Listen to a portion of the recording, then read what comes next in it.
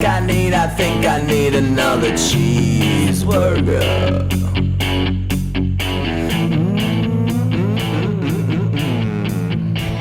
Digging around with fucking mascara on his fucking temples, leaking like Candy Face Baker, just fucking gutted a fish. I think it's really more about a time when Hollywood thought that Gary Busey made for a decent father figure role model. Some fucking big thing walks off the launch pad and goes, "Hello, everybody! I'm Bobcat Goldthwait," or something. I don't know. And That would be incredible. It's time for the middle Classholes. Anyway, how's it going? Man, dude, listen. I was like, we've been bantering a lot on the chat. We've thrown up. We've got a lot of good content for the show. You know, it was shaping out to be a fucking dandy, and and I'm giddy. It's the fucking NCAA tournament. I won't say it's my favorite sporting event, but it's definitely top 3. Maryland's in it. I'm fucking super excited, and we'll talk about that a little bit later. But it's just, I was really looking forward to the show. Day was good. I was listening to some good shit on my way into work. Was getting some content, getting some one-liners, some jokeries, and I get to the last turn to get into the business park where I work, and feels like my car stalls, and my foot it was raining. I don't know if it was a little wet up that way, but it was raining all morning. And I thought, okay, well, it was a little bit wet, a little bit damp, and so foot back down the clutch, and yes, I do drive a 5-speed in 2021, yeah, put it on the clutch, the brake, and it's like, oh, you're fucking kidding me. It's not a major highway, but it's a pretty well used highway road in Annapolis, in the turn lane, in the front of the turn lane, nonetheless, to get in there. So I had to sit there and wave people on for 20 minutes while I waited for a tow truck. People pulling up behind you, and it's raining, and you got your hand out like, "Come on, go!" and they honk like they don't fucking see you, and it's just like you've called these people assholes every time you passed them. Like, the fucking dipshit, get a car that fucking works. Get a car that don't break down. So, I mean, I did, and I'm going to point out, first of all, I mean, the prognosis is she's dead. She's dead. She met her demise. 2009 Hyundai Accent that I bought with 25,000 miles on it for $2,500. Nice. A telephone pole once fell on it about 3 years ago in a windstorm, and it was a total cosmetic loss. And I got $3,800 due to that. So the car actually paid me. So I really don't owe this very much. I'm slightly bitter because it only had 99,000 miles on it.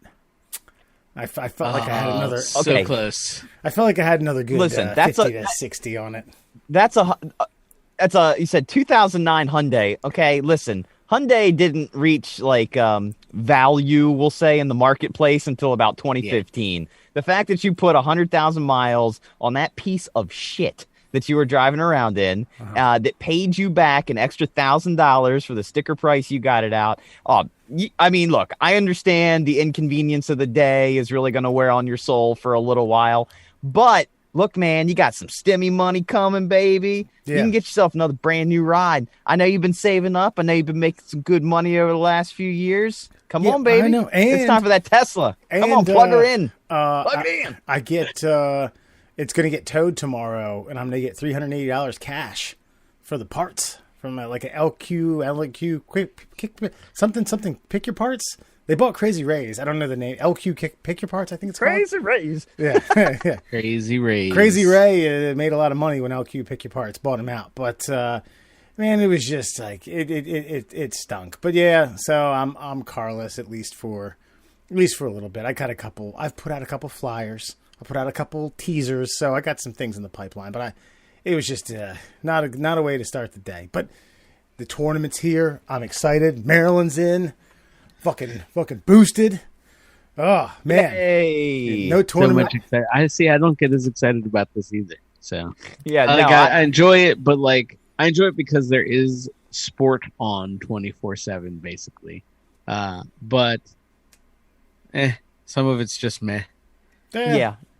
they could honestly, for me, condense the tournament to the last 3.5 minutes of every game, just back to back to back to back, and I'd be like, that was an amazing half-hour basketball. Yeah. Woo! Like that's all they really need to do for me. Because look, it's college basketball. You don't. Maybe you know a lot of the players. I don't know any of the players. The only reason I find this to be slightly, and I mean slightly exciting, is because I didn't even realize it didn't happen last year. The only thing that this basketball tournament is reminding me of is that it's been over a fucking year since life shut down. So that's all. So it's almost like depressing, the fact like, oh, March Madness is here. They didn't do it last year. Brrr. Wait, what was that fucking steamboat fucking horn you got there? That's pretty. That was pretty good. Yeah, I was gonna say that's a Thank good you. one. Thank you. That's an old foghorn from a local lighthouse I mimicked Gotcha. from a 1930s cartoon somewhere. I'm sure. I don't even know if kids know what that noise is. There's a lot of things I don't think kids know that. Oh, I think it's just. I can remember being excited about this for a long time. I remember I was a freshman in high school, and Chris was a huge basketball fan. Alan, he was this super wild, super neurotic, super habity civics teacher. Song and dance man is what he was. Right. He wanted to be his own fucking civics vaudeville act. We need to talk about Mr. Christopher, by the way, Wes, because I talked to your brother the other night, and apparently I'm a troubled youth. But continue. He told me that when I was substitute teaching after college. So I said, who are you hanging around these days? Andrew Murr. Oh, he was a troubled youth, wasn't he? Anyway. Shit, where was I? Oh, yeah, it was my freshman year. And Navy had made the tournament for the first time since fucking David Robinson. And they put it on in the lunch televisions. You know, these like fucking 27-inch, 300-pound box things that were anchored down by 15-inch bolts into concrete, something on the wall, and we watched them get their ass kicked by North Carolina. And and when did they play those televisions? It was like homeroom show, and like a PSA for a nuclear bomb that was going to go off, and the fire marshal watched you get under a desk and cover, which was fucking stupid anyway. They should have pulled all of us outside the school and just watch our deaths, something out of the Death Star or something. As a matter of fact, I would have told hey, if any of you are virgins, now's the time to get it in. Start fucking, because you're about to die. My elementary middle school was a fallout shelter in the basement. Oh. Back when they made old buildings that were designated fallout shelters, which really was just a floor below, and there were still windows up at the top. I guess for emergency escape if you needed to. So I don't know how bomb sheltery those fucking fallout sheltery those things were, but I remember the little sign used to still hang in the fucking hallway. The fucking radioactive fallout shelter. Yeah. I don't know why because my current work building is a fallout shelter as well. And they've got a sign outside the building that says it's a fallout shelter. Why the fuck do they do that? Yeah, don't tell people. Yeah, don't tell people it's a fallout shelter. If you work there, by the grace of God, you'll be saved for the next generation. I don't need people in Elkton, Maryland clamoring to enter my building. We don't need that worthless scum in there. God, we're better off if they get incinerated. They'll probably whatever contents are inside their body in that godforsaken town will probably make the fire burn hotter. Yeah, they'll probably come back like X-Men, some powers. Visit Elkton. You should just cut that and send it to the city of Elkton. Tell them, there's your tourist bit. Play that on everything. I can just imagine the cleanup crew prying open the doors of the bomb shelter. Oh my God, these people all have radiation sickness. No, they're just townies. They looked like that when they came in. Yeah. Nice. Elkton was the marriage capital of the country for a short while. Willie Mays got married there. The marriage capital? Yeah, you could do it at 17, and you didn't need parental consent, I think. You didn't need you could do it as a minor. Sounds about right. You need $100. You slipped it to Jim Bob. He filled you out an old marriage certificate. Jim Bob was also a certified priest and a justice of the peace, and he could just do it right there in the old Elkton courthouse. I think Charles Barkley also, I think at one point. There's a few famous athletes that just rolled through Elkton and got the job done. Huh. That's Sounds crazy. Sounds very Cecil. I'm waiting for it. It does. I mean, I said it sounds about right earlier, and I mean, what else can you say? We've said it multiple times. Cecil's its own little gem Yeah. up there, Yeah. Northeast Maryland. Oh man, but yeah, I'm excited. Maryland tips off tomorrow at 7:20. Or no, wait, yeah, Saturday. Sorry, no, tomorrow's just a full day, starting at 12:10, I believe. I'm working from home. Imagine that laptop on my desktop, on my coffee table, just kind of flicking the mouse around every now and then, answering email. But once that first game gets tipped off, buddy boy, I'm fucking laying elbows. I'm doing Ric Flairs all over the fucking living room. Nice. Well, so have you begun any of the car shopping routine yet? Have you started going online? Have you started looking? Yeah. Do you have a price range? Yeah, so I mean, roundabout. I mean, I got a kind of a high and a low. So one of my coworkers' fathers works at a car dealership in Waldorf, and I looked through the used inventory and found one that I was like, okay, well this could do. And I sent her the link. She sent him, I don't know what she did. She said, let me ask. And about 15 minutes later, he cut $1,900 off of it, which was a hell of a deal. I was like, yeah. But then a good friend of ours, Kilby, who's been on the show, his fiance has a 2014 Corolla with 10,000 miles on it. Yeah, That shit will last you until you can take it to Mars. I think, I'm thinking that's the plan. I want to go Mars. I want to go to Mars in 2050 with that. Yeah. Just strap a rocket to it, put the bubbles over it like the Jetsons, and then whee! You get that bad boy fucking oil changed, synthetic, spend a little extra, and you do it on time. That bitch will run to like 300,000 miles, bro. You could put two fucking different colored doors on that motherfucker. No, but for those of you who don't know, I had my car door ripped off in a horrible, not looking down a one-way street as a workman came and ripped, pulled a Tommy boy. It was like totally 90 degrees. Then had to get the only thing I could find. It's a navy blue car. The only thing I could find was an all black door, and I was like, oh, I'll get it. I'll get it painted at some point. That was 3 years ago. It's still dark as night.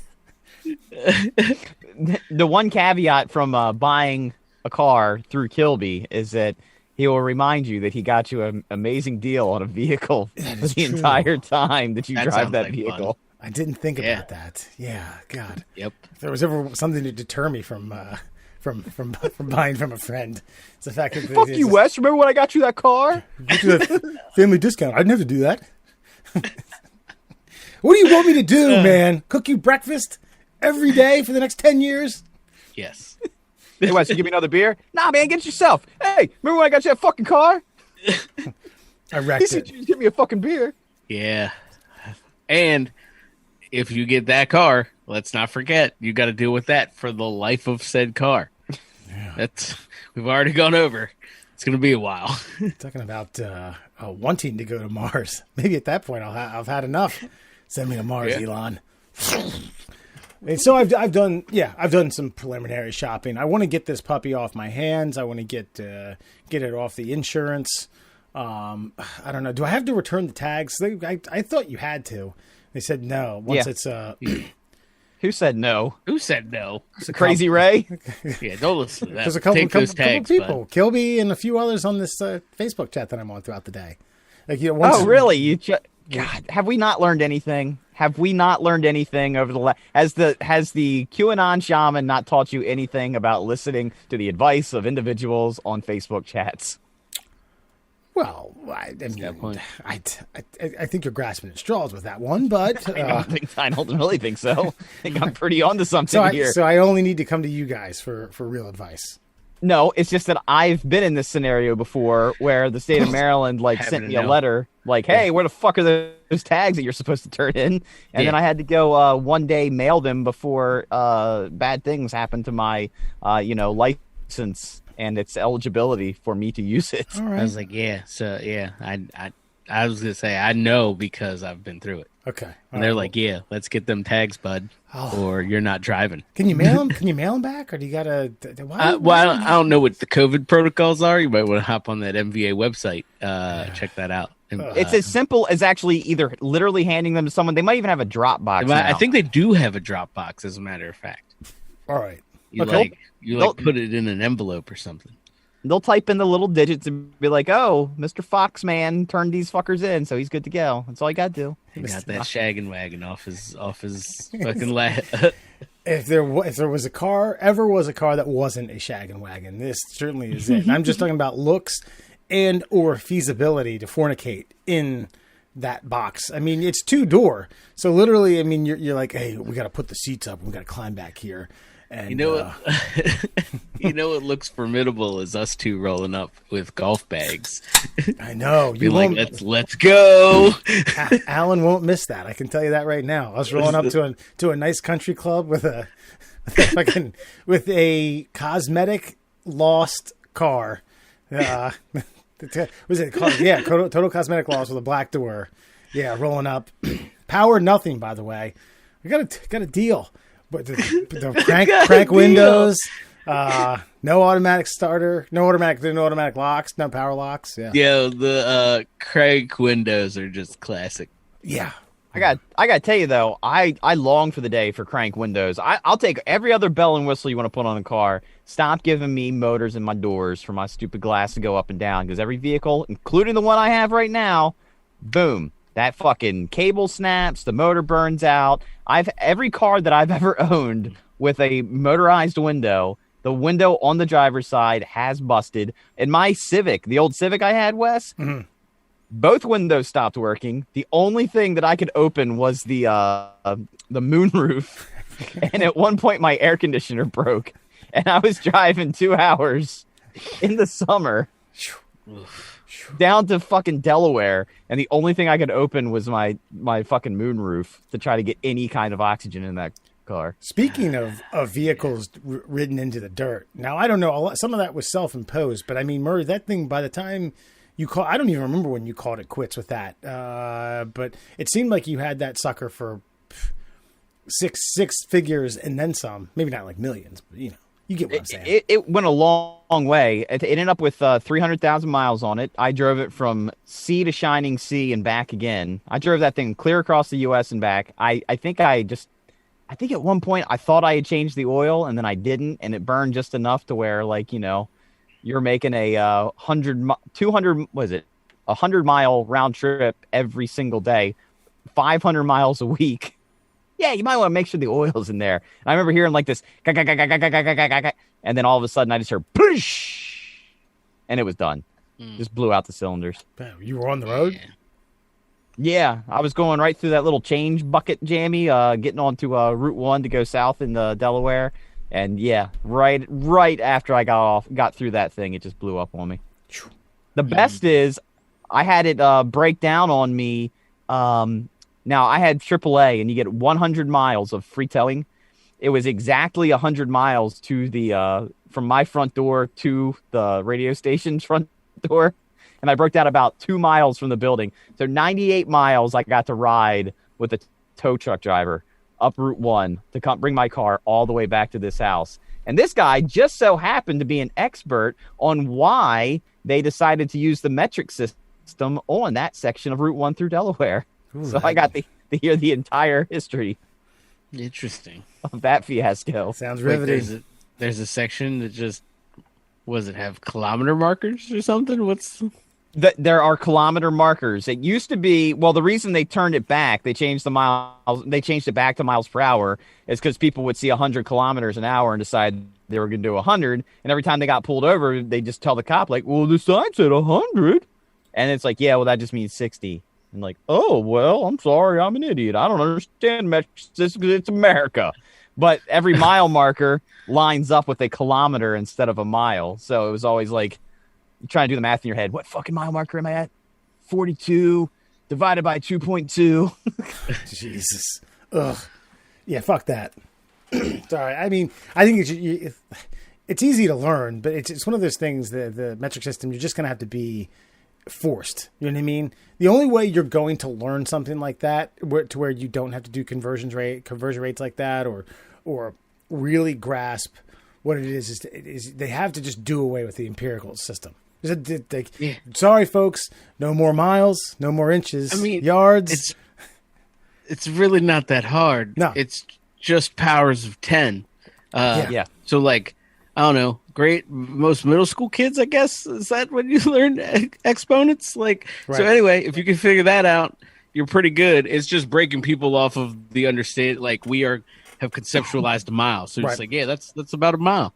It's like, you just got to break that. A kilo, a milla.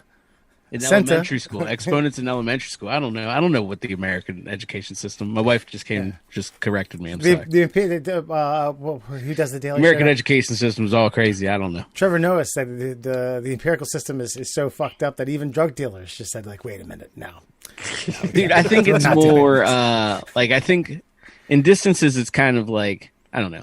I don't see it as a big a deal, but like when you're talking about things like volumes, like liters, and like when we go to gallons and cups and quarts and shit, like we're idiots. Yeah, that's dumb.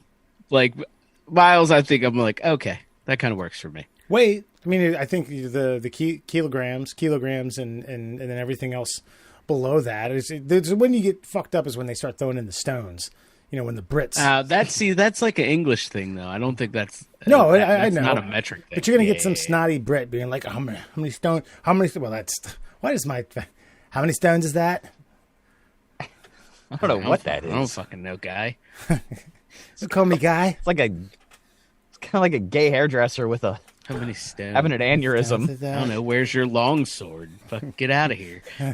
Where's your long sword? Well, I will tell you, I was doing I was making my kid something for Christmas, and I was building him like this horse stable out of wood. And I'm like, I'm not redesigning something. So he has a little horse stable. So I said, let me just beef this thing up. Let me just like triple the size of it. And I was like, okay, 13 and a half inches times 3, got the half there. And I was like, wait a second. And then I measured it in centimeters, and I was like, holy shit, this is easy. Because it was all, like Alan said, it's all factors of 10. Yeah. Everything's, and then if you need the millimeters, you just put a decimal. And you just put an extra number instead of a fraction. I'm like, holy shit, that's amazing. It's fucking so easy. Yeah. We had when I was in middle school, we had a substitute teacher who came through. Of course, having substitute taught myself for a few years, you typically, in knowing how I treated substitute teachers. I was going to say, I don't know if that's your proudest moment. I got a lot of proud moments, pal. Well, not a lot. I got a few. Not in one of them. But anyway, my point is that I think we just thought this guy was just clown central, and he, kind of said, "Hold on, we're going to learn this in the next half an hour. This is very easy." And about 20 minutes into it, everyone was like, "Wait, why don't we use this?" It's like, well, I don't know. It's just the way it is. But I don't know. I felt better. And I don't know what I did that day. I probably went home and watched some pornography. But, again, neither here nor there. British pornography. That's right. I figured if I measured in centimeters, it'd be more. You're right. I'm like 12 centimeters. Fuck. Speaking of porn, okay, have you guys familiarized with this article that I sent you today about Utah campaigning against porn marches with the phone filter plan? So I don't know if it just says conservative lawmakers in Utah have fired another salvo in their longtime campaign against online porn with new requirements that all cell phones and tablets sold in the state automatically block pornography, in a plan that critics call significant intrusion on free speech. I got to tell you, that's a load of malarkey. I mean, it's Utah, and nothing that comes out of that state typically shocks me, given their Mormon-esque culture. But, Christ. I've resorted to calling them Scientologists 2.0. Fair enough. So, yeah, fuck that. That's bullshit. I mean, not like I'm trying. Look, man, I need access to porn sometimes. It's just the way of the world. You can't be blocking porn from my internet. That's what the Chinese would do. Yes, that is what the Chinese would do. Probably, yeah. You can say that with a little more fervor, Alan. You can say a little more. That's what the Chinese would do. I wasn't sure if that's how you say it, but yeah, that feels right. That felt right. If you're going to insult the Chinese, now is the time, because in a few years it won't be the time anymore. Yeah. Look, nope. I don't know how Utah keeps getting away with this. I mean, if that's the will of the people. But the thing I do not... okay, let's say I'm on vacation in Utah and there's a fire sale on iPads. You're telling me if I get an iPad, I'm not able to watch any pornography on this iPad because I bought it in Utah? How is that even possible? And the reason... on a serious note, though, if they're able to somehow design or force manufacturers to design this product with the ability to block out porn... doesn't that mean they're automatically filtering out like content that you have freely looked up? You know what I mean? Like that means that the device itself has to then recognize, like instead of just being a dumb device, it's just doing what you ask. That means it has to physically recognize what you're looking for and then not show it to you. So it has to make it like an AI decision to say, no, this is pornographic content. You're not allowed to see this. In America, fuck you. If I want to see a naked midget strapped to a tractor trailer and rolled down a muddy hill, that's my right. And God gave it to me. But you've seen that too? Fucking A, man. Yep. I think it's... Seen it. I filmed it. I don't remember what the statistics are, but it's something staggering. And if my memory serves me correct, a college professor told us this, and I doubt that the numbers have gotten any different since 15 years ago. But he said of all the websites there are in the internet, but you're talking about it like it's a tangible thing, but it's something like 20% of them are pornography. Yeah, I believe it. Yeah, and it may have been more. So my point is, people are going to look at porno. People are going to look at pornography. We are human beings, highly sexually driven. And access to stuff like that is just, yeah, man. I didn't do this weird kind of governmental net nannying thing that they got going on. God forbid if they pass it, man, it's going to either insinuate riots beyond what they have ever thought about, or two, you're just going to get more black market shit.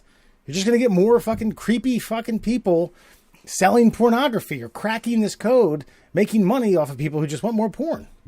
You're going the opposite direction, man. You need to go Deutschland, or Dutch, the Netherlands. Like, just let it happen. Brothels, fucking heroin den, opium dens. Actually, do they still do opium? Fucking just. I think that's how you really get after it. You don't like, this is getting a little crazy. And I think there's 30% is porn, which is fucking nuts. God, more than what? Okay, so yeah. More. That is, you can't. That's not right. No. My problem is that you're incentivizing software companies to create programs. We have a problem with receiving information already in America. Proper information, sure. But it always starts with porn. I always said I wanted to write a book called Porn Ruins Everything. Because it does, in all factions. Artificial intelligence. It's like almost the only way we're going to get AI is to create the most super sophisticated sex robot that's ever been. But that means that the most sophisticated artificial intelligence that humankind can come up with will be so we can stick our penis inside of it. It's like it facilitates ingenuity and innovation, and it's just creates more degradation and depravity. But how? Again, I asked the question, though, how are they going to do that? Like, in specific devices only sold in Utah? Like, how do you put a porn governor on a computer that specifically says, do the bits and data have, like, titty and vagina attached to it? I would think you would have to, you would end up having to do it. Like, I would think of it like like a corporate firewall. I'm sure any of us have dealt with. Like, I would assume Utah would have to like take over the internet, or providing internet would be like a public utility so that they can regulate it. And then they just slap a fucking blanket firewall on that bad boy, and anything with tits and or ass, fucking just off the table. Jesus, You get what I'm saying? So it'd be like me being on my work computer being like, I want to see foot stuff, and it'd be like, nope, can't do that. That's fucking bad. You know, I work for a government, the IT integration. So I may tell my sales team to get on this. I mean, I ain't agreeing with it, but if they're gonna, obviously they're gonna contract that to someone, and God knows what the sticker price is gonna be on a contract like that. Whatever you want, bro. Gajillions. Well, Lots. ask some fact-finding questions. See how it's even possible. And in all honesty, this would probably make the people in Utah even more despicable than anybody else, because kind of like Alan just sort of said, like, looking for foot stuff. Like, what weird fetishes are they going to get into because they can't see the normal shit? Yeah. Like stuff that wouldn't be like, that's porn? Like, I mean, I feel like it creates weirdos when you just don't let them have, like, if you take away chocolate, vanilla, and strawberry, then you're left with all these weird flavor combinations that probably are going to warp some young children's minds. Right. There's this interesting quote in here. It's a part of halfway through. It says research has raised questions about how pornography shapes kids' attitudes about sex, and content filters can be an important tool in keeping children from being exposed before it's healthy, said Emily Rothman, a Boston University professor who studied the issue. I don't doubt that. I don't doubt that a young person being having that vast amount of and vast amount of pornography and genres galore. I mean, endless amounts. Murray, you talked about what, some midget rolling down a hill, some sort of saddle and buggy type thing. I don't remember what it was, but I get that. But then that's More where like parents tied by the arms and legs, like like the spoke of a wheel. Jesus moment. Oh, okay. But I mean, that's where parents come in. The parents got to fucking do that. You know what I mean? The government doesn't have to regulate that type of stuff. I get what they're saying, and sure, I don't disagree that pornography will shape a young person's mind about how sex and intimacy and romance are. But I think you also got to keep in mind, like, basically the parents now, like. You think of parents as like our parents, and you're like, oh, like real parents. I'm like, parent. Exactly. That's my point. Our generation and the generation slightly younger than us is parents now, like multiple times sometimes. And it's just like, some of them, great. No tons of them. Some of them, dicey. You know what I'm saying? So I think that's a major factor. Yeah, like I fancy myself. Look, I'm me, me, but I am raising a child. I'm pretty responsible with him, and I don't. What fascinates me is how quickly he consumes the technology and understands the technology. Like, thankfully, he hasn't figured out the passwords to stuff yet. But I can remember when he was like 3, and he had the iPad. And he learned how to close windows and close out apps and open up new ones. And then I saw him downloading an app, and I was like, oh, shit, we need to double password this fucker. He's figured out how to go through and do this now. Kids will figure it out. And, look, you've seen me try to open a window with screen sharing capabilities on Zoom and not understand how to do it. And I'm fairly technologically advanced in comparison. But, again, what I concern myself with when they do this in Utah is then that means they can just do it. That means that technology exists for the government to do it, or for Apple or Google or whomever that designs these products to put not necessarily the porn blocker chip, but let's say conservative website blocker chip, or liberal website blocker chip, or all these different blocker chips that you don't even realize that they pre-installed into your device. And it's not allowing you to see content that you may want to consume, but now you're just shadow not allowed to consume. See, I think the thing, too, is you got to remember, a lot of this shit isn't even hardware-based. It's just network-based. Like, it doesn't matter You're not going to buy, like in North Korea, you don't buy the call out of North Korea phone. They just don't let you fucking do it. Yes. You get what I'm saying? Like, that's the kind of shit we're talking about. Like, it's not on the market, is all I'm saying. And I feel you. No, that's not good. It's a bad place to go. Yeah. If I were a Utah lawmaker, I would agree kind of with what Alan, I think, is kind of getting at is if you want to create a government-based internet, okay, a government-based internet provider that sounds filters, pretty socialist to me too. But that filters. Well, we're at a point now where this thing, unfortunately, like Wes has to work from home tomorrow. You know, like this thing's a utility now. Yes. This thing's not. This internet thing, it can be a commercial product. Or it can be a social utility, and so I think, but I think the utility can come with some governors on it, some porn filters on it. But then I should also be able to use Verizon or AT&T to buy my internet and get my hardcore bang you in the ass porn. You can buy like data packages for fucking VR Pornhub, VR Brazzers. I got you. Yeah. Into it. We have a listener. I won't name names, but we have a listener who gives that his so wasn't a woman, shocker. His glaring endorsement. What, VR Brazzers or just VR? VR. Use VRP. Oh, okay. VRP. Yeah, he just says, "Listen, bro." VRP now, huh? Listen, bro. It's like you're there. He doesn't say bro. I'm trying to disguise his voice. It's like you're there. It's like you're there. That's the point, listener. Oh shit! I don't know, man. I always feel like things. Fuck it. I mean, you want to talk about a first-person shooter? Oh. Nice. Oh. Yeah. Speaking of technology, that we're shifting gears, but we're staying in the technological realm. It turns out that the DoD, Department of Defense, is really pushing for jetpack soldiers. Ladies and gentlemen, we've talked about jetpack, man. Guy was flying around at 3,000, 6,000 feet.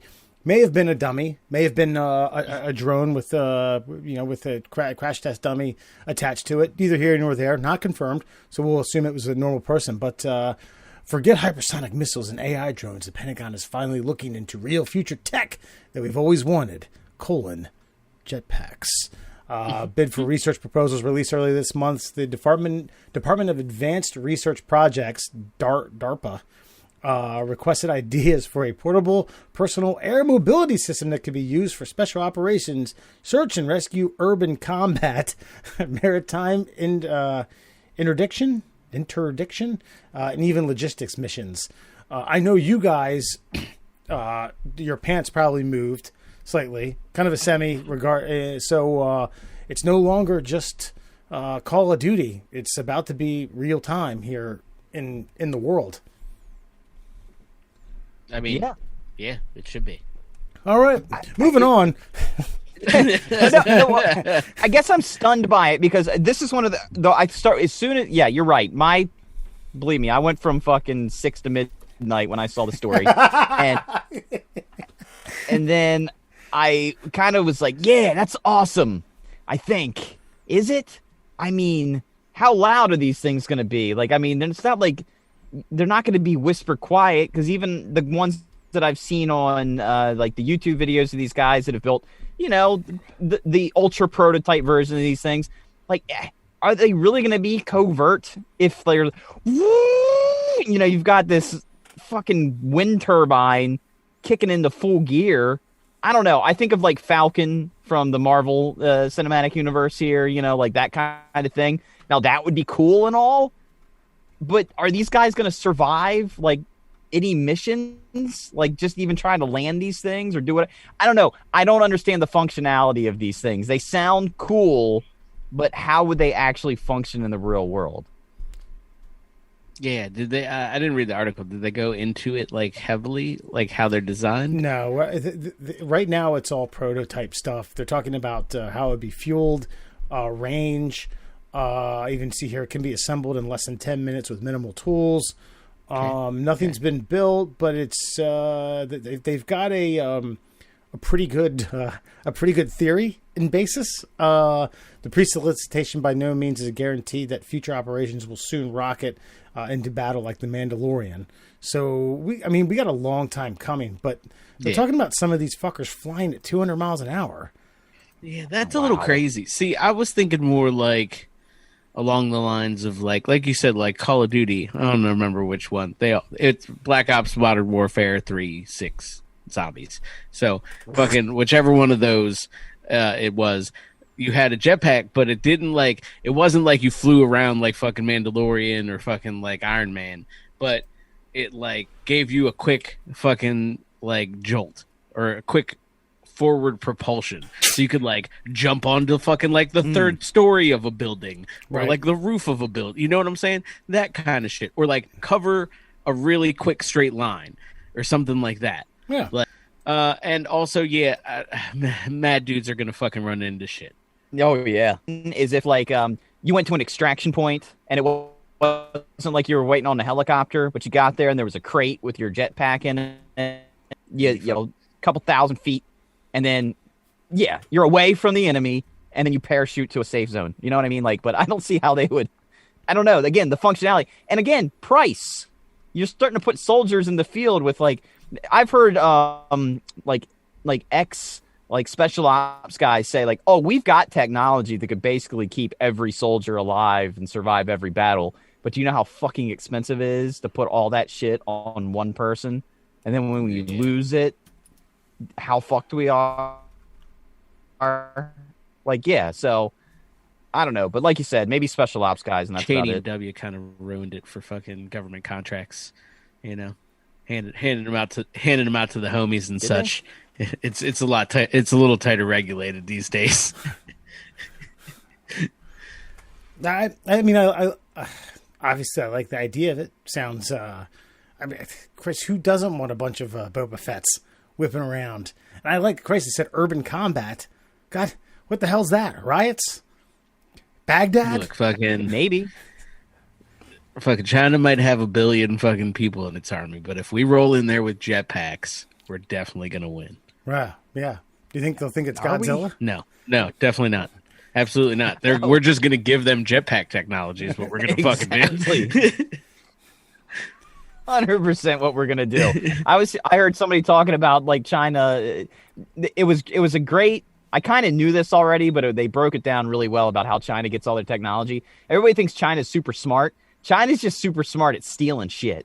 Like everything that they have is just our stuff reverse engineered. So we design amazing shit. They're just really good at stealing it and rebuilding it and in mass because they don't care. They don't got OSHA. They ain't got no regulations. Yeah. Well, and it helps that we were all like, hey, guys, make this for us on the cheap. And they were like, yeah, fuck yeah, we're going to definitely put this in plastic instead of metal and resell it. So that's fine. That's how it goes. That's what happens. This Len Bias jersey, this throwback, definitely not made in China. Nope. Yeah, I do like that. I do like that shot. jersey. I like a good That is sweet. ugly jersey, and that is a good ugly I Maryland always like jersey. the yellows. Yeah, Mustard, they're good. as we call it. Yeah. Lenny Bias, may he rest in peace. All right, folks, we'll be back.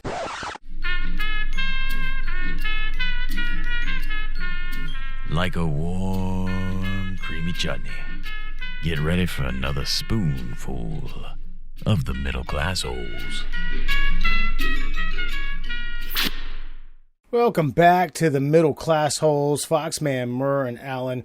So, guys, this week I've heard two pretty interesting, slogans, sayings, just kind of like, so just things that kind of made me either laugh, made me think, made me kind of slogans for 2020, 2021. So, a coworker of mine, and I'm going to get your opinion on this, said that this has been a good year for butterfaces. I mean, 100%. That's probably true. Yeah. You know what, though? I'm not going to say for butter faces. I'm going to say for butter mouths. Because Yeah, that's fair. That's mad fair. you can tell by somebody's eyes and facial structure, like how potentially hot they are. It's just, man, if they decided to not invest in the Invisalign market, that can really damage you hard. But right now, I mean, even if, yeah, you know what? Okay, I'm going to agree with because if you're looking at some chick's body, right, and you're like, damn, and you can't see the fucked up snaggle teeth, then yeah, everything Butterface is great. And she may have raised her stock value because then when the mask comes off, you're just like, man, I've been fantasizing about you for 18 months now. So Fuck it. You're also fuck it. You're also assuming that like cheeks, there isn't like some weird cheek structure or puffy cheeks that just ruins everything. Like their grill's okay, but they have it's like they're hoarding chestnuts. I was gonna say just mad like a whole lot of gum. Like when just girls got them gummy smiles, that sometimes gets to me. So yeah, no, I think there's some credence here. I like how you said sometimes gets to you. Wait, are there other times you're like, yeah, woo? No, not really. But sometimes it's just like, oh. There's a great scene from startled from House Guest when Sinbad. I'm gonna bring that up. All right. Never once has he brought up like a blockbuster film. It's always something like House Guest. Who's in House Guest? Sinbad.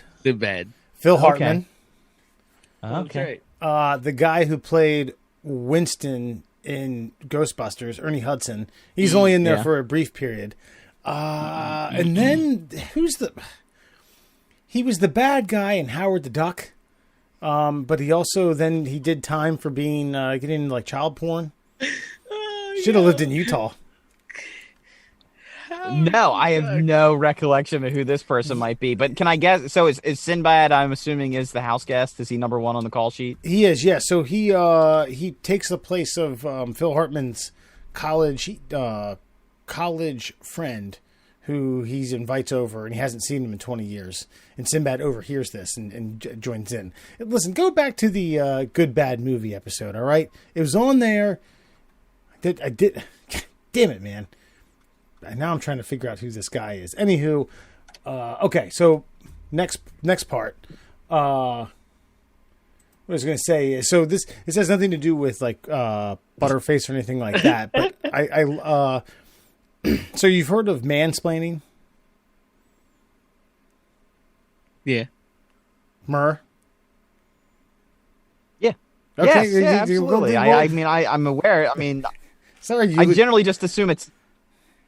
Well, if Alan says yes, we're all aware of what mansplaining's supposed to be. I don't agree with what mansplaining is, but I know that the Karens of the world will say that if any male-gendered person decides to explain something to them, then it's considered mansplaining. Okay. Yeah, so, yeah, I get it. So the female, the female version of this, I thought this was pretty clever. Correctile dysfunction. It's a lot. It's wordy. Is that too much? Yeah. It's a little wordy. But I like it, and I bet it, a man came up with it to describe how women like to describe things that don't need description. Jeffrey Jones is the guy's name, by the way. So you don't agree with that? You think that's just a malarkey? You're more of the Butterface, the year of the Butterface, year of the dragon. It's like the Chinese calendar: the year of the dragon, the year of the monkey, the year of the Butterface. But the correctile dysfunction, no bueno in your book. What do you mean? No, give me an example of correctile dysfunction. I feel like I need some further explanation. It's just the female version of it. Well, I guess females talk. I guess they coined the term mansplaining. So I don't know. It's just it's a synonym. For what though? And I'm not trying to sound like the sexist pig that I am or anything. I'm just saying, like, what is a woman going to explain to me that like I'm not already aware of? No, it's not women. It's not women explaining it. It's men doing it. Oh, in what capacity? Is it the same as mansplaining? Yeah, say it's like I said. It's a synonym. Yeah, okay, I guess. I mean, are we just renaming mansplaining? I mean, is that just like? Yeah, that's good. Well, I don't mean renaming. Just have a little more, a little more clever name, little funky jingle. I guess. I mean, I like correctile dysfunction, but I don't like the implication that I have a dysfunction for correcting ignorance and lack of knowledge. Yeah, I prefer mansplaining. It sounds better. I It's more guess direct. I guess I need to mansplain that to someone. Yeah, mansplaining's more direct. I don't like the other one. Okay, wait a minute. By the way, this does anger me, actually, kind of to my core here. Can you give me an example of what mansplaining technically is, so that is there? Okay, give me a situation where mansplaining is quote unquote mansplaining is unwarranted.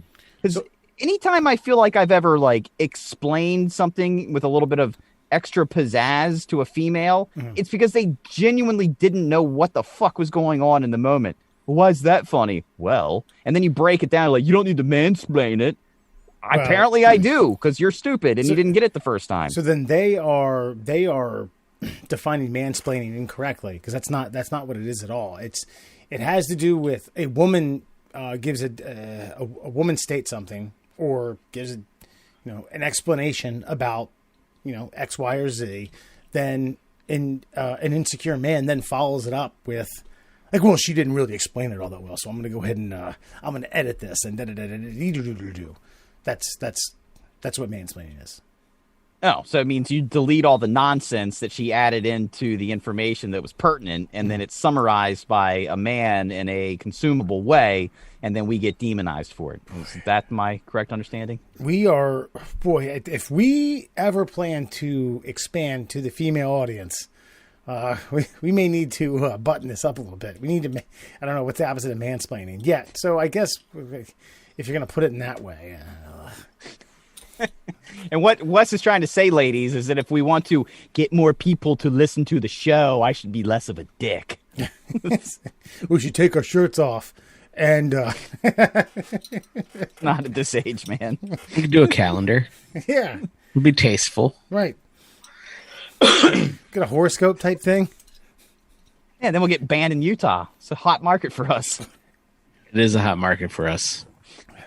We're into cults. I'm sure those Mormons will dial it up a notch. You guys, I do want to talk about this. I know you kind of gave me a long-winded Wes, you suck for being excited about March Madness here, but LeBron James, Laker star, here is now a part of the Fenway Sports Group.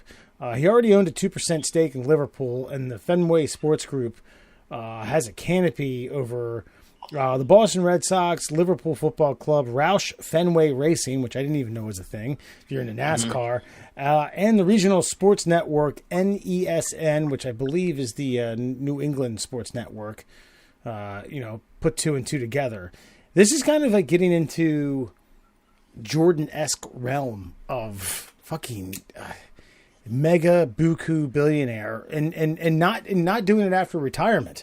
Doing it, in the twilight of his career. Now I think he probably has another 4 or 5 years of good basketball in him. But Jesus Christ, man, this is what you do, right? You invest wisely, billions, millions.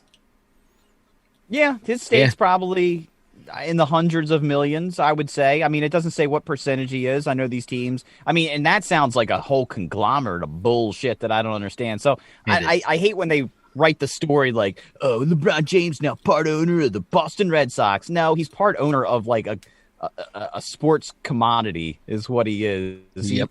He has zero say in any head office declarations or decision makings. He just, look, he gave him a whole bunch of money and he's going to get a giant % on his return. And that's about it. And he's a good, and in all honesty, from the, I don't know if you want to call them a brokerage service or whatever they are, it's good PR for them. I mean, people that are possibly LeBron fans or Lakers fans are gonna be like, "Yo, I'm gonna go buy some Boston gear now because LeBron owns them."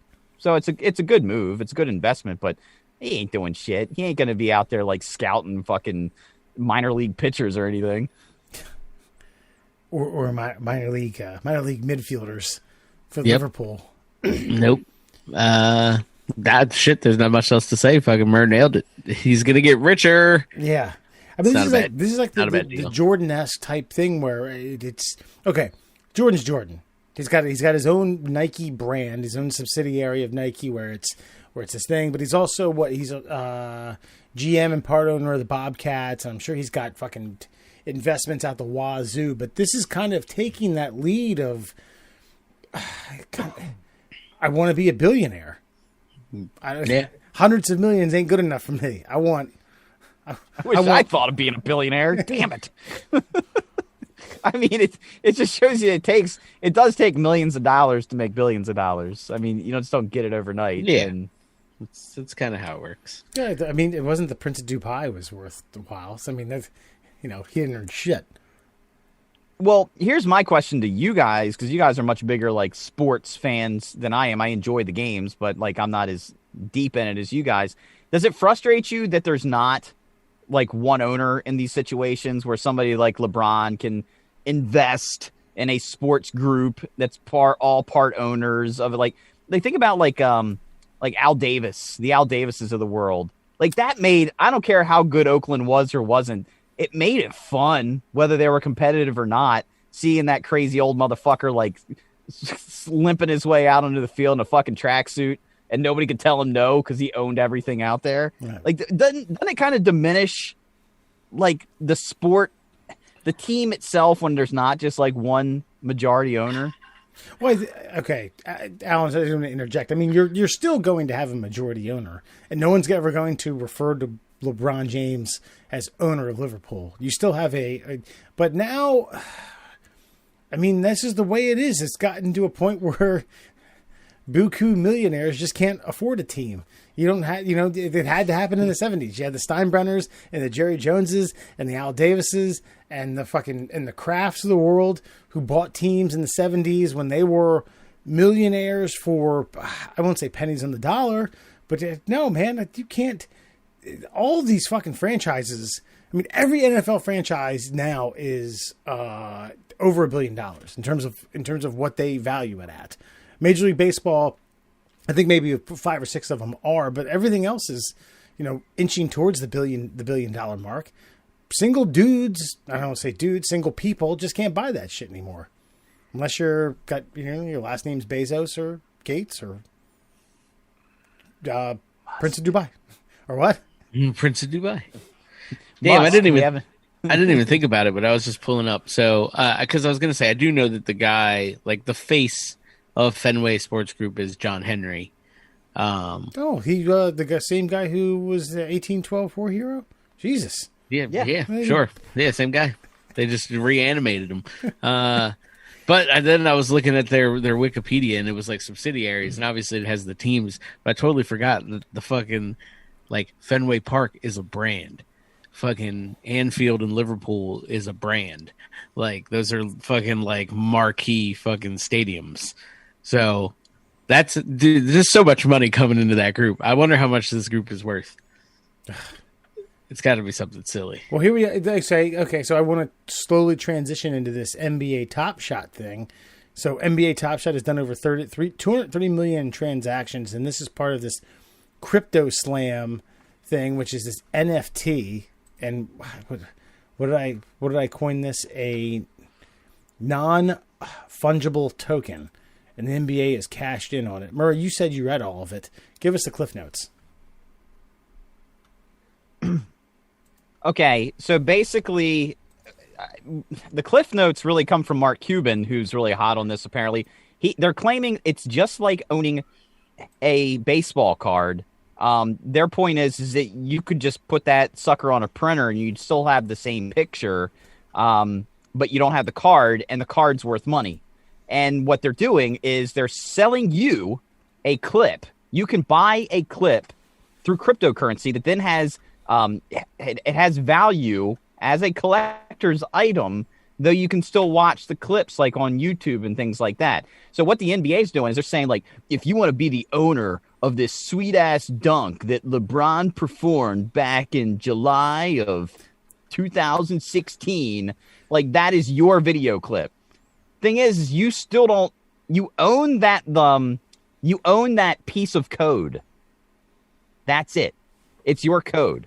And then you can share that. You can resell that code, and someone else can now be the owner of that trademarked clip from a specific player. But again, it's still photocopied all over the internet. You can still watch it somewhere else. The only way I thought this was going to work is if you were now the official owner of that clip and you got some sort of like kickback every time that was played, like on somebody shared it on a Twitter clip or on Facebook or on YouTube. Like you got like a percentage of every click, but you don't. You just own that thing like a digital baseball card, and they're only going to allow so many codes of that clip to exist, and then you can trade them back and forth like baseball cards. That's it. There's no fucking value to this. And once you put your money in, it's non-transferable. It's not worth anything once you buy it, unless you, Wes Fox, or you, Alan Giannis, decide that it's worth more money than I bought it at and are willing to purchase it from me. That's it. It's all bullshit. What I love about cryptocurrency is it reminds me that money is bullshit. Now it's a thing. Lindsay Lohan has a non-fungible token. Yeah, so these companies... The NBA has cashed in, but there's a guy who sold a fart for $85 on an NFT.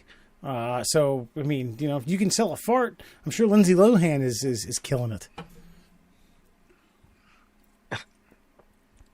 You think that's chuckle-worthy? The thing with the non-fungible token, the non-fartable token...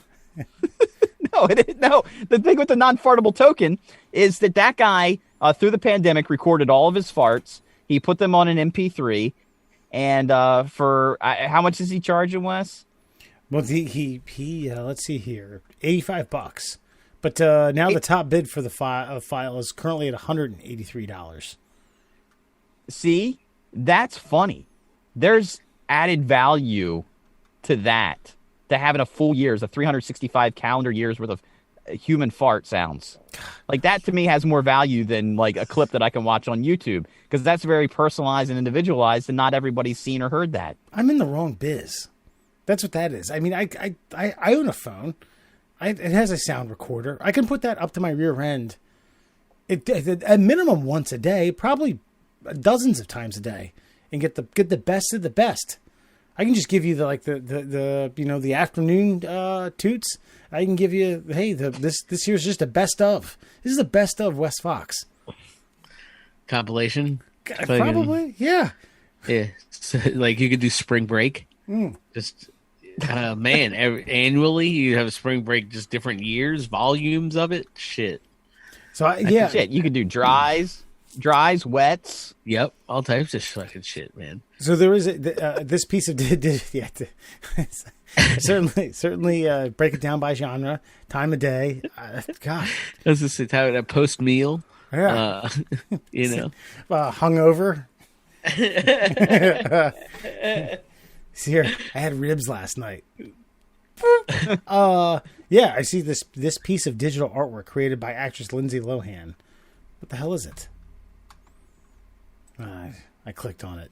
Probably got a virus now. I don't know. Who knows? Yeah, but this NFT we've talked a lot. I mean, I don't know. We didn't do a follow up on the guy who forgot his fucking password, but now, I mean, I don't know. Sorry, I'm just slightly frustrated because I'm ignorant and I don't know about it. But it certainly seems weird to me.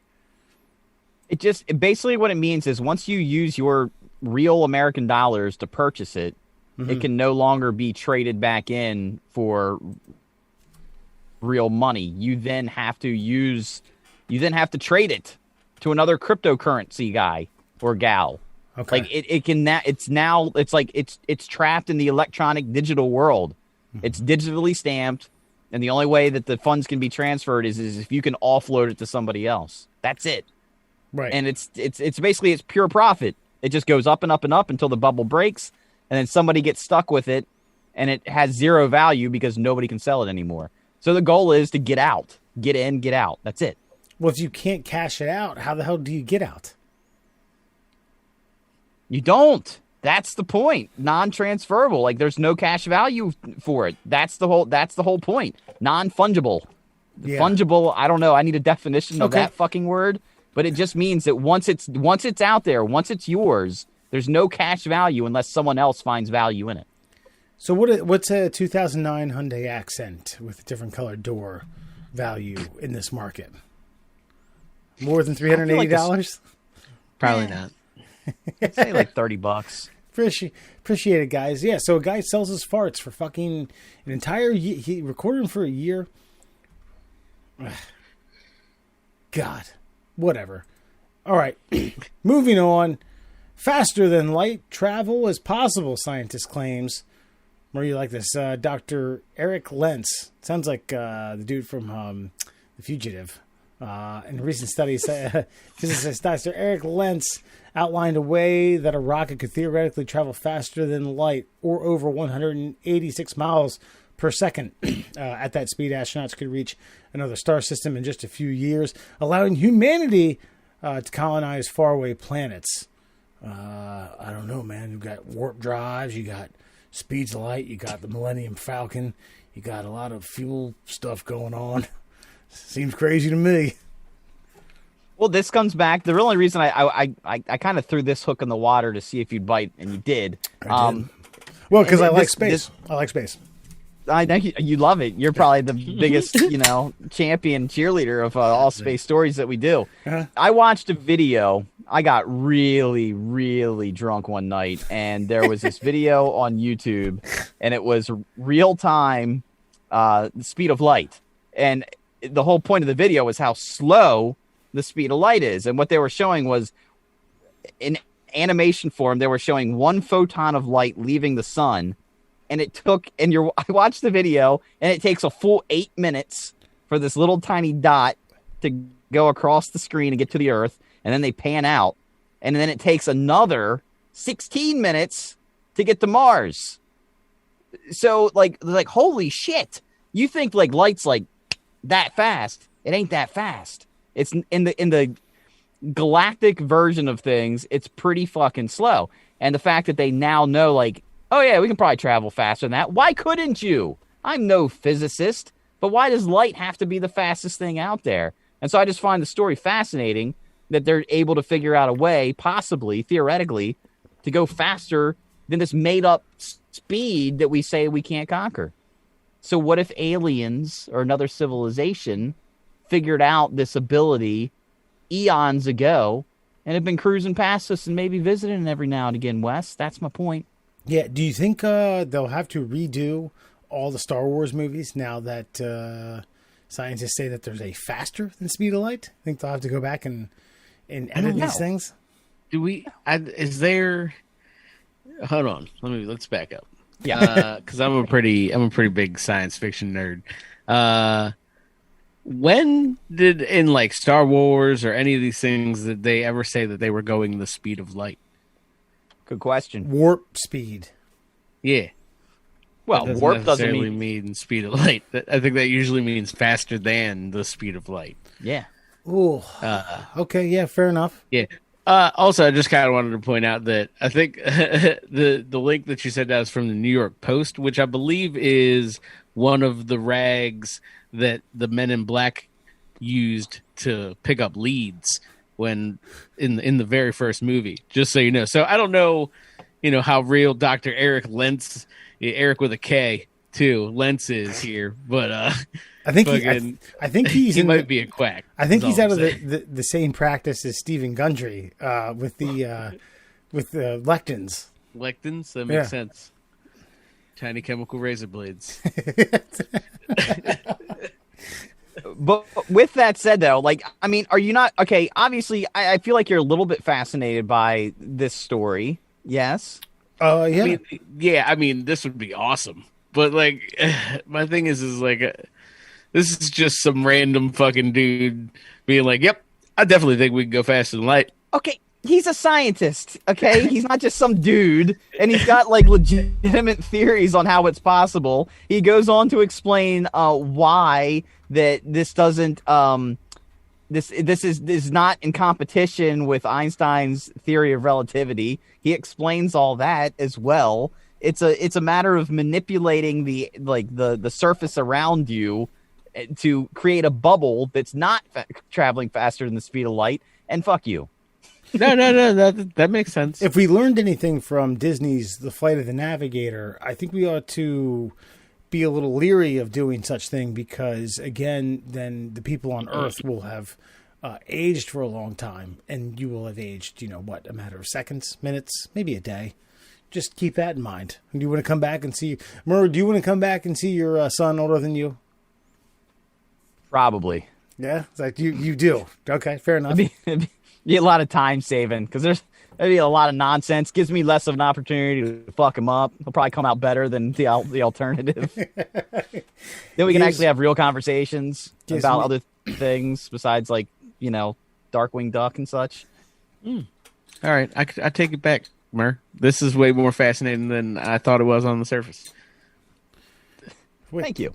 Yeah, I did not do my journalistic research, and yeah, this makes some sense to me. I'm not a physicist, but yeah.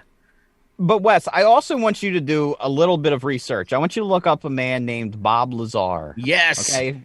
If you haven't researched Bob Lazar is the reason I got in to the whole alien fascination in the first place. There's a great fucking documentary on Netflix, I think. It's currently on Netflix.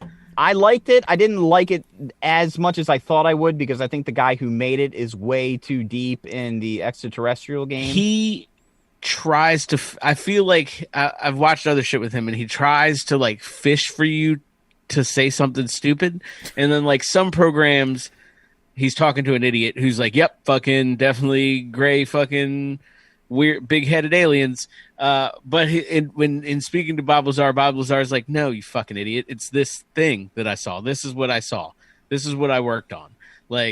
His comeback to that fucking clown shoe of a host is pretty believable compared to other people that he's talked to. But I agree, that guy's a fuckhead. But the documentary itself is good. Bob Lazar, Area 51, and Flying Saucers. Now, the thing is Bob Lazar, check this story out, Wes. Bob Lazar worked at a offshoot of Area 51, and supposedly he was trying to help them figure out a propulsion system that was not of this Earth. That's what they told him anyway, and that's the way he tells the story. That's what they told me anyway. That's what he says. And eventually, his wife is cheating on him, and they're tapping his phone, and they find out that his wife's cheating on him. So they think that if Bob finds this out, he's going to go nuts and leak all these secrets. Well, then Bob gets a little squirrely because he's like, I think my phone's being tapped. And then he says, why is my phone being tapped? Oh, we're not tapping your phone. So he gets all paranoid and thinks they're going to try to off him. So he takes his friends out into the desert and says, hey, they're going to be flying this experimental test vehicle tonight. We should go out and check it out. So he does. And eventually they catch him and his friends out in the desert filming UFOs. And eventually his name gets erased from his college directory. His social security number gets erased. They delete all of his information. But this is the 80s, so there's still paper trails that confirm his stories, even though the government has erased his identity. It's fucking fascinating. Why would they do that to somebody? It is fucking wild. Because he discovered aliens, obviously. Hate you. This fucking guy. Burning passion. The worst. Of the double sons of Tatooine, I fucking hate you. You could watch me blast off with a fucking with a Boba Fett blaster here in a couple of years. But I think Murr brought that up because this guy's description of what he's talking about is similar to what Bob fucking describes, in great detail. He draws things, and it pretty well, actually. It's not like fucking stick figures. This guy, this guy's idea is very similar to something like what they're talking about, which is kind of fucking wild. Yeah, and this is something that Bob Lazar was explaining back in 1989, and this is a new theory that this guy's come up with in the year 2021. So, I think that this is something, a lot of these stories sometimes I feel like they're starting to figure out more information about how maybe that stuff that a guy like Bob Lazar was working on, they're starting to figure out how it works, and now they leak it as a new news story, as a new finding. Right. But only to cover their tracks. Let's be honest. I mean, you're only going to have so many leaps and bounds in what, the 80s?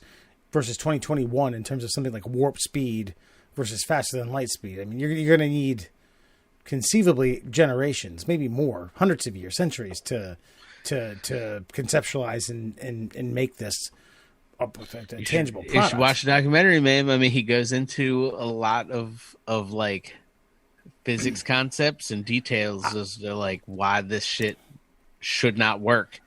At least doesn't work within the fucking realms of the theoretical physics that existed at the time. My point is, I'm not saying Bob Lazar's theories are hodgepodge. I still have to watch it. My point is that how much you're saying, like, okay, this guy Eric Lentz has bitten off or has somehow just kind of refreshed / polished up Bob Lazar's theory. My point is, even from something in the 80s, this technology only exists in theory. So therefore, you're not going to have like the technological advances that you're grasping for over a course like 30 years. This technology exists in a fucking hangar in Nevada or New Mexico or whatever the fuck Area 51 is. So you say theoretical, sir. We have a person who the government tried to erase, saying, "Nah, I've touched it." Right. Now, go ahead. And to add to Alan's point is that it's not that we don't have it; it's that we don't know how to use it. We haven't. We don't figured understand out how to use it and so, make it like okay. So yes or no?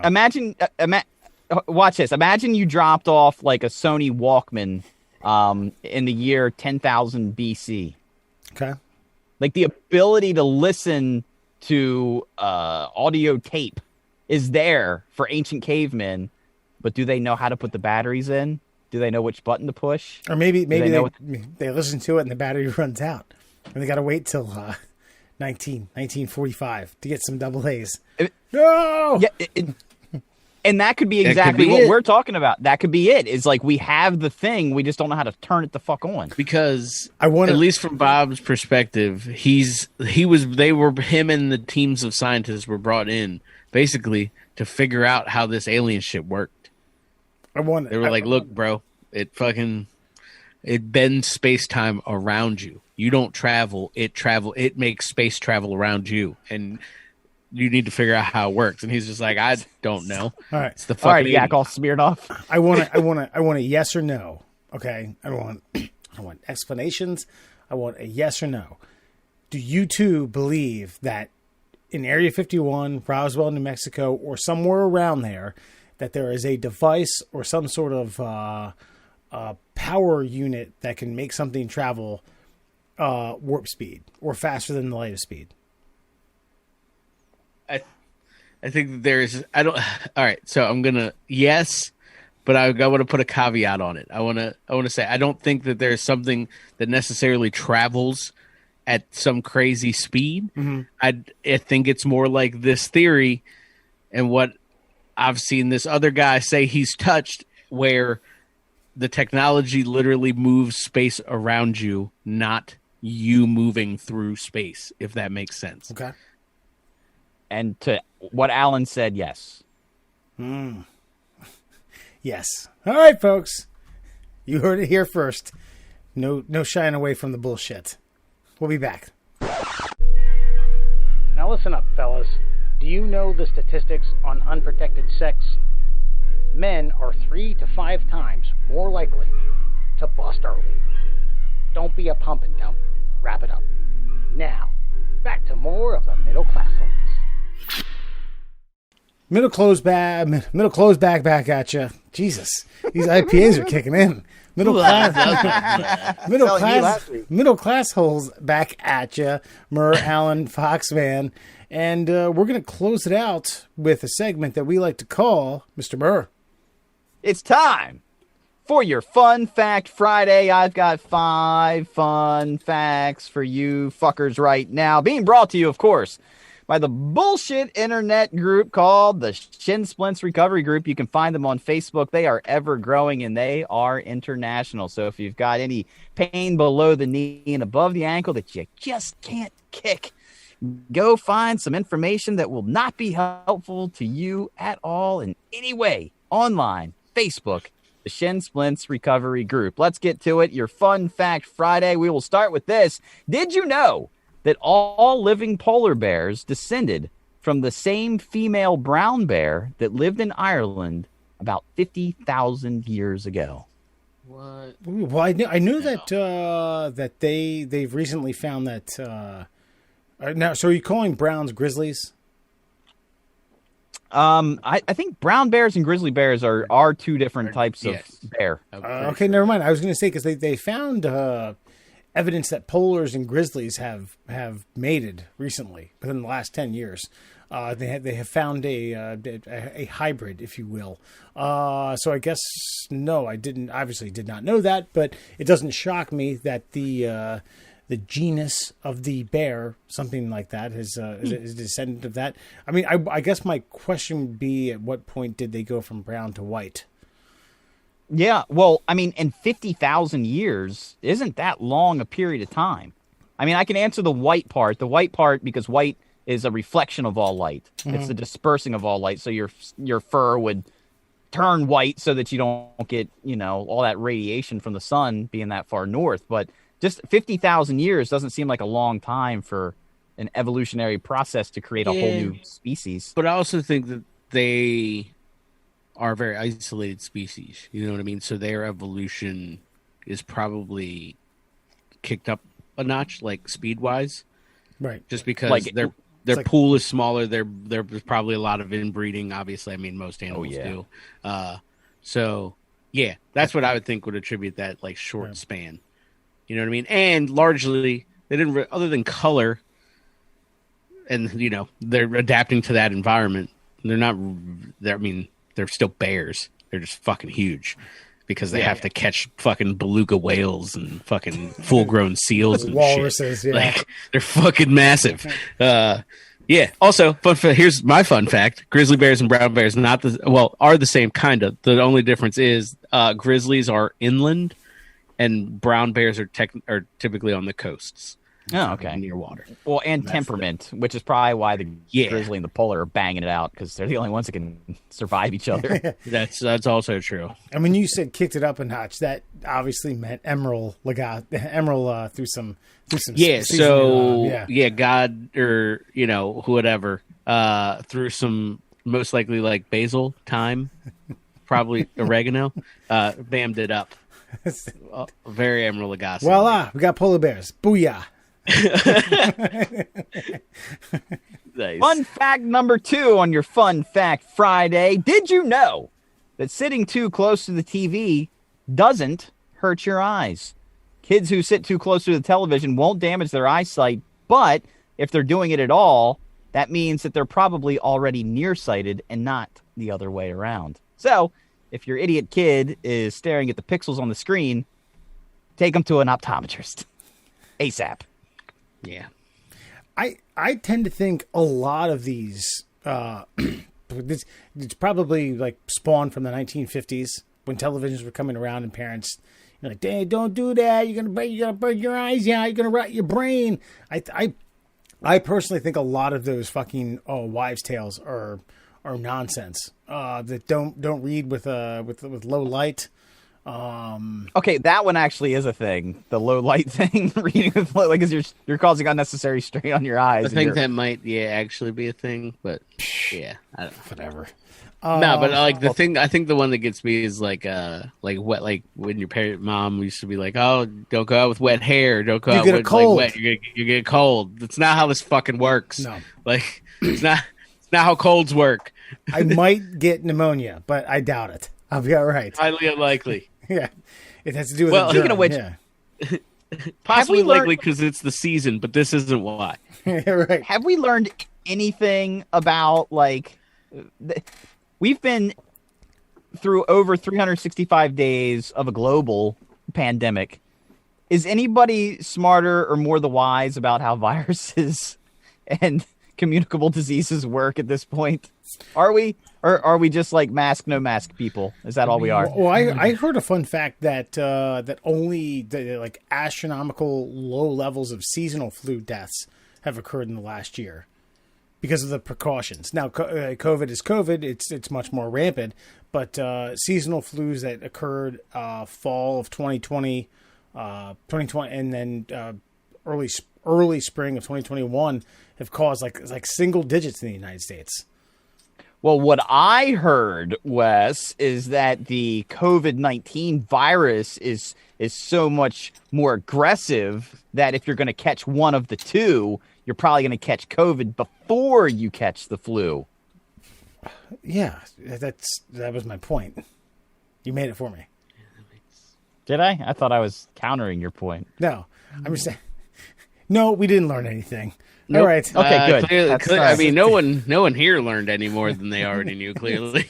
So sit close to your television. You're fine. It's okay, folks. I heard COVID's just been crane kicking the flu in the face before it gets in your body. And that's why you ain't catching it. That's how you know all these COVID deaths are faked and hospital doctors are getting paid for them. Yeah, this reminds me of a really bad, like, we were talking about like grade school bullshit. Middle school health class, they were trying to explain how HIV worked. It was like, oh, it fools your immune system and lets it in, and it was like this it's like this club almost that there were like a clubhouse that someone would get into, and the white blood cells were a bouncer. It's like HIV fools them. Like, yeah, I want in. Like, oh yeah, you look okay. Come on in, kid. It's like this, and I'm laughing because I know I saw the same video 4 years before I saw it, and I know exactly it's. And I think like even the white blood cells are like smoking cigarettes, like fake cigarettes at the door. Like, who are you? I'm just a red blood cell. Nah, what do you think, Jimmy? Yeah, he looks all right. Come on in. Come on in. There's also probably the same one. If you remember this, it was a video about. Obviously, it was about someone coming of age in their teenage years, finding out that they were homosexual, but they weren't. Oh, but they were. But it wasn't necessarily like. Excuse me, it's not that they weren't. They were, but it never really led to anything like that. It was something like. They'd be around a group of guys, and it's like, yeah, let's go around and let's go and holler at the girls, and the guy'd be like, oh yeah, let's go holler at the girls. But I remember interspersed in this 10-minute video was Until the Boys of Summer Are Gone. And anytime I hear that fucking song, I think about this really bad 1970s fucking PSA about coming out as a teenager. Oh, it's so bad. Yeah. God. I don't think that one passed the curriculum yet when I was there. I just remember, I thought you were going to talk about a different one where little Johnny was talking to his older brother about like, well, how will mom know if I'm a man yet? Have you spent some time in the bedroom by yourself? Mm-hmm. Maybe. Well, then she knows. How would she know? She does your underwear, right? And I just remember being freaked out by that. No, my mom does my underwear too. So she sees cum stains and skid marks. I'm a man. All right, Murr, what do you got? It's a good segue because did you know making out is good for your body? An intense makeout session can double your metabolic rate and can burn up 2 calories per minute. That seems very low and not very good for your body at all. Seems rather negligible 2 calories at the end of the day. 2 calories a minute. Ugh, boy, that's a lot of tongue action. What if you throw in dry humping? Can we add 3 or 4 more calories to that? Yeah, I would say 4. Okay. Yeah, at least. if you're going by the metric system, it's like 6, baby. It's right. Especially like if you get the Murray, you'll appreciate this. The super pelvic hip thrust that almost got you chucked out of a game at the Camden Yards. That was one of my greatest moments. It's the only time I ever made it onto the Jumbotron, and I was up there, Alan, for about whatever amount of time that was. We had how many of us was it? Did we spell it Orioles on our shirts? I was not there. Oh, okay. Well, ORIOLE. Okay, so there were 6 of us, and somebody we went with had a cardboard cutout from work It was an advertisement cutout. It was a full 6 foot tall Uncle Sam cardboard cutout. And we made a t-shirt with one of the letters for Orioles on it. And I ingeniously cut him in half and then used duct tape to make him fold so that when we did the wave, I would hold Uncle Sam by the back of the neck and, hey, pull him up with us. Well, at one point they were doing like a dance break in the middle of the 7th inning stretch. And I started bumping and grinding on old Uncle Sam. And I made it onto the Jumbotron until they realized I was dry humping Uncle Sam in the middle of a ballpark. Burning 4 calories a minute, by the way, while he was doing it. And the ushers politely grabbed me by the shoulders and pointed me towards the exit. And I said, I'll stop. And they let me stay. So making out burns 2 calories a minute. Beautiful. Great. And speaking of burning calories, did you know that we're celebrating International Women's Month right now? And Catherine Schwitzer competed in the Boston Marathon before women were allowed to enter. In 1967, an official physically tried to remove her from the race, but her home-kept boyfriend pushed him down. She was the first woman to ever finish the race as a numbered entry. So, ladies, just remember, you can thank a man for a woman finishing the first Boston Marathon. Talk about You're welcome. Correctile Ally. dysfunction. So the first ally was a man, obviously. You guys familiar with Rosie Ruiz? No. Rosie Ruiz got caught cheating in the Boston Marathon. She won the ladies, and it turns out she was slipping out and catching subways and buses to chip off some miles. Damn. Yeah. How long did it take him to catch her, though? It was about a day. I mean, she was awarded. She crossed the finish line. They threw the flowers over her, congratulated her, interviewed her. It was about a day later. They're like, wait a minute, this just doesn't add up. They did, but I think it was the 80s, maybe late 70s. They had to do some testimony from other runners who said, like, yeah, I don't recall her passing me at all. Nothing like that.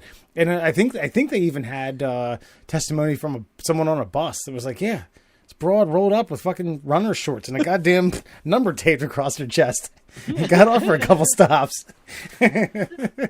Even though she got caught, Yeah. Wes, was it still worth it? I mean, it's like, as a sports enthusiast I am, who talks about, like, going through, I couldn't tell you any fucking winner of a Boston Marathon, man or woman. I know who Rosie Ruiz is. So I don't know. It pays to be infamous sometimes, I guess. Well, I mean, but you got to remember, okay, let's just say she got caught a day later. Uh-huh. She got away with it that day, though. For a day, yeah. She was partying. Yeah. Free drinks. She got to throw her hands in the air. Yeah. She didn't need to eat like 3 pounds of pasta just to fucking live. Like, she's just straight, bro. She could go hang out. She didn't squirt sewer water out the bottom of her shorts. Yeah. I like to think of how, no chafed nips. I like to think of none of the torturous things that happen to you when you do that to your body. how archaic it is that I'm just totally making this up, but like at mile 8, she just made a detour, hopped a fence. People that were watching the event were like, "Hey, what the hell was that? Huh? Pay it no mind." And she was like, Guess she quit. And she pulled out a subway card from her tights, like, gonna catch it up a couple miles. Run back in. Do. Yeah. Check it out. Rosie Ruiz. I'll look up Lazard. You look up Rosie Ruiz. The question Fair is, enough. like, how do you re-enter the raceway? She was like hopping the metal fences. Well, you got to pick your spot, right? Because, like, what if there's a spectator? Or what if there's, like, some kind of, like... Well, that's the thing. Like, spectator saw her. Not multiple. hundreds of them, but she certainly was Enough. enough. And again, like I said, I legit... I'll have to go back and read this, but I think there was a guy who got off work or was headed somewhere midday or something. It was like, yeah, she had a number across her chest. Came in, paid the bus fare, sat down, She didn't even. and got off. The pregnant lady came on after her. She didn't even get up off her seat. And I would also like to think that everybody's kind of focused on like the other runners in the race. So if you just kind of like maybe like pretended to fall, like coming through the crowd, and then just fell onto the roadway, like sort of, oh, I'm so exhausted, and then so, oh, let me help you up. You've got a runner's bib on. Get going. You can do it. Yeah. Like they wouldn't think that you just danced in from the crowd and just keep going. And you got all this extra. I will like to point out in terms of athletic fibbing. Murr one time did try to pull a fake hole-in-one at a golf course. Yeah. Yeah, well, didn't they theorized it? Didn't you and Dewey talk about doing that? You guys are like, oh, we're gonna go back and say we got a hole-in-one. See if they believe us. I don't remember this. You'll have to ask Dewey because again, I don't remember a lot of my harebrained schemes. I'm certain this happened. 100%. Okay. Yeah. What golf course? Furnace Bay? No, I think it was like Brantwood. Okay. And, I mean, it sounds like something I would try to maneuver. Yeah, so I don't take it away from I myself. think like you were hoping they would take a picture of you and throw you up on the mantle. Hole in one that on sounds 7. more reasonable. Yeah, right. Gentleman's game. It's only a gentleman's game if you're a gentleman. And finally, wrapping up tonight's Fun Fact Friday, did you know that your eyeballs are actually made of brain tissue, which makes your eyeballs themselves an exposed portion of your brain? Whew. Nope, didn't know it. Yes. You knew that? Yeah. That eyeballs are brain tissue? Your eyes are fucking wild, man. Yeah. Literally, it's like you have brain tentacles that culminate in eyeballs. That's it. That's your eye. That's how that works. I will say the idea of optics is fucking fascinating. It's absolutely just mind blowing, and it's not mind blowing on a sea of levels. It's just like even down to the most basic level of things where people have bad eyesight, people are colorblind, all the way up to how you perceive light and look at it and see it, and it makes sense, and your brain picks it up, and the senses all make sense. But yeah, the anatomy of it is fucking absolutely wild. Now here's another one. I mean, how long before totally blind people or people who are born blind are able to see? Well, if Elon Musk has his way, within the next 10 years. He's doing research in that? That's part of what the Neuralink is. Okay. If he can figure out a way to attach those wires from the Neuralink to it may be like your fake eye is now a camera. Gotcha. But it's connected directly to where a good optic nerve would be a part of the brain. And so you just attach it to that part of the brain and they can see. Gotcha. That's what freaks me out even more about the whole eyeball being an exposed portion of your brain is because I wear contacts. That means I touch my brain like twice a day, every day. Right. That weirded me out when I found that out. Is that like, because all it is, like Alan said perfectly, they're tentacles. These are brain tentacles. The optic nerve is part of your fucking brain. Yeah. And yeah, you're just taking in they're taking in sensory information and processing it, but through this fleshy, squishy brain matter network that I'm using right now. So okay, I'm gonna keep my eyes closed forever now. So let's throw a little bit of let's hypothesize a little bit. Okay, you ready? All right. Mm-hmm. You grow up in Utah. You're blind. Elon Musk figures out a way for you where you can be able to see. You're 19 years old. You're at the prime of your, somewhat, and then you can't watch pornography. Yeah. Oh God. What do you do? Do you shoot some people? I don't know. Do you move to Montana? It depends. Like, I mean, are you brought up Mormon? I'm assuming we're gonna assume yes for even all the more reason. Yeah. Well, I mean, yes, but if you're into it, like if you're in deep and you don't really know any better, yeah.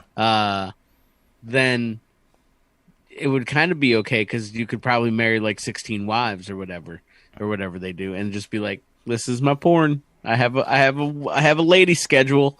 There's a calendar, and they pick slots, Right. and some days fill up faster than others. You know, Do you think I think Yeah. it would probably make out.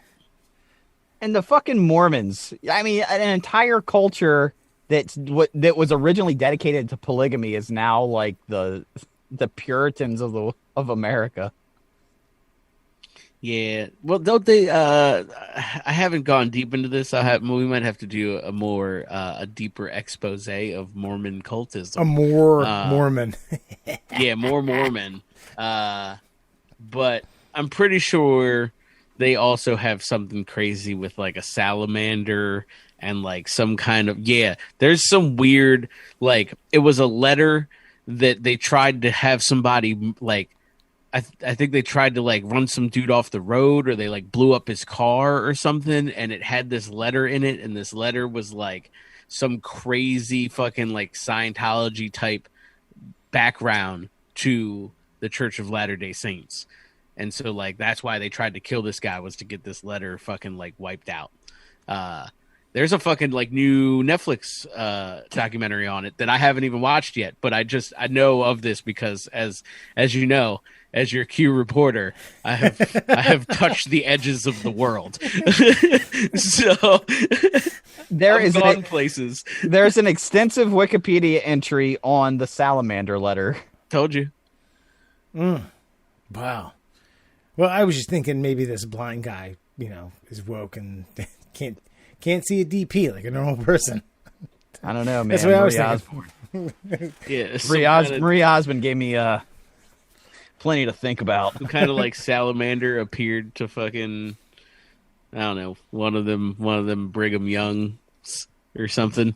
I don't know anything about who's important in Mormonism. I'll figure Brigham it out. Young and Often, you know what I'm saying? You know, Steve Young, quarterback for the 49ers. Yeah. Fucking Ty Detmer. Yeah, we'll do some digging. I'll figure this out. That's a weird And religion. that is your Fun Fact Friday. Oh, man. All right.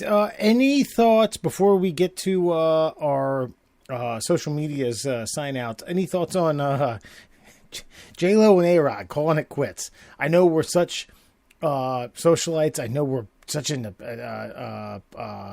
pop culture, especially someone like J-Lo and A-Rod bumping uglies and then separating. Alan, I mean, you probably grew up, well, actually all of us grew up idolizing J-Lo, so never mind. Wait a second. Is it because of Alan's Latino roots? Is that why you're... I think that's where he was going with it. No. But that's okay. Hey, listen, I mean, I love her. I think Salma Hayek's hotter, but that's okay. He's agree. like, you like salsa music, right? Fucking. I mean, did anybody not see this coming? It could. Jose Canseco saw it coming.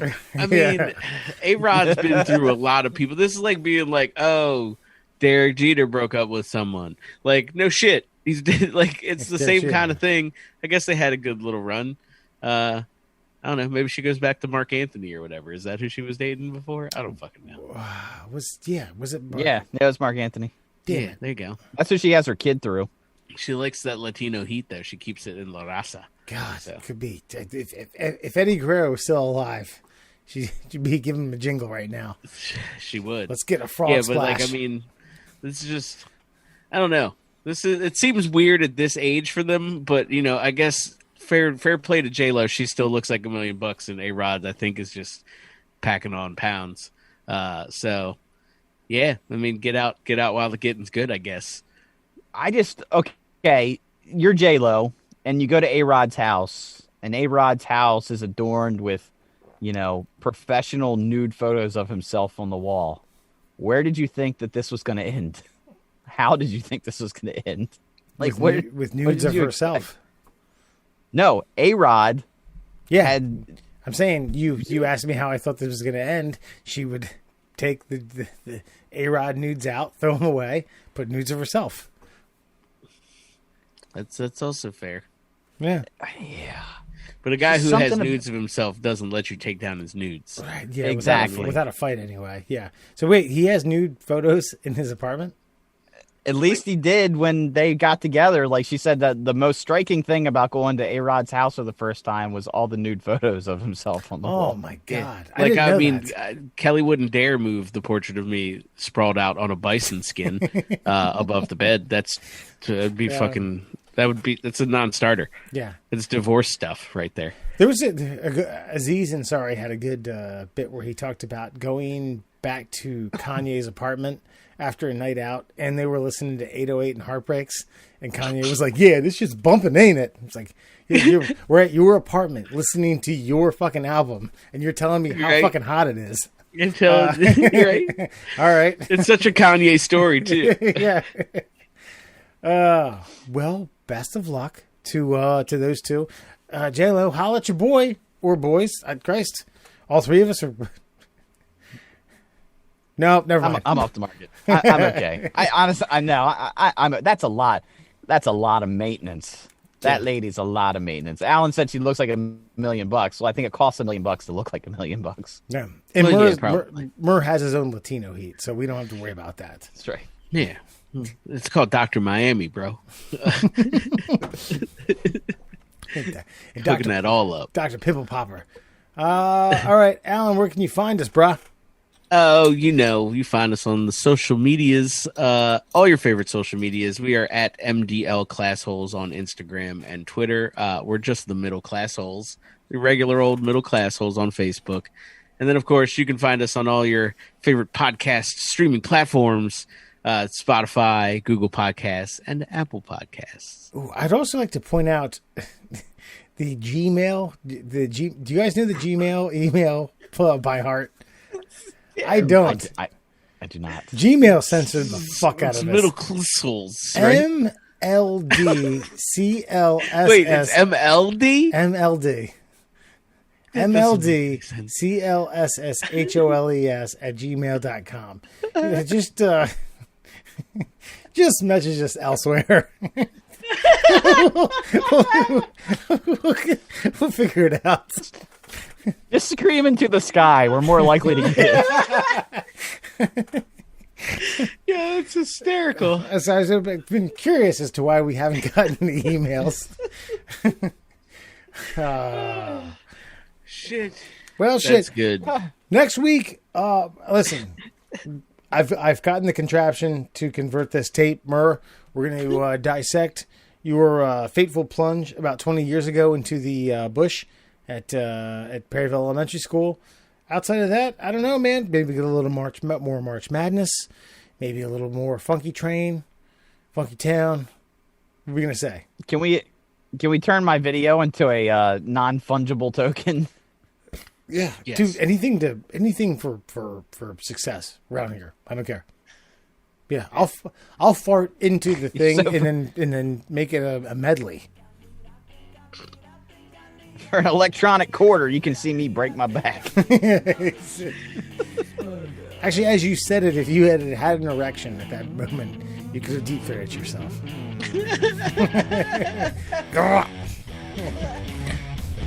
Oh, that's terrible. Alrighty, adios, folks. Good night.